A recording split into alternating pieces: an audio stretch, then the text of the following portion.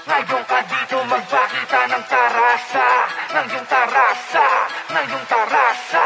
Ngayon ka dito magpakita ng tarasa, ng iyong tarasa, ng iyong tarasa. Bermas na ako'y kapatid, hindi ka ba ngayon nilalamig? Gusto mo ba idarang kita sa aking apoy? Habang ako'y nag-iinit, pasalin na naman ako.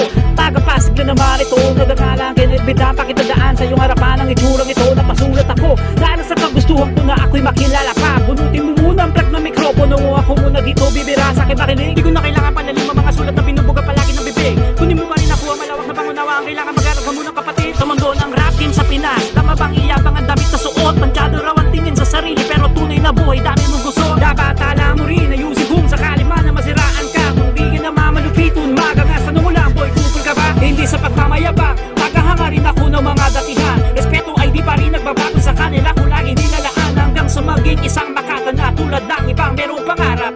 Sabihin mo sa akin, is magastara sa kubay, pwede ng isang bulag, ha? Ngayon ka dito magpakita ng tarasa. Babala sa mga rapper na nagdudunong-dunungan na ang tanging alam sa sarili ang magbuhat ng bangkuan. Yung kalat na iniwan mo sa daang baliko pag may pumuna, mag-ingat ka marahil baka pumantay ang iyong paa.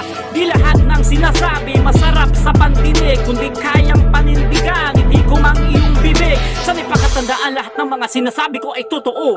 Ito'y paalala at payo ko lamang, huy kapatid, para to sa iyo itong tarasa ko. Ngayon ka dito magpakita ng tarasa, ng iyong tarasa,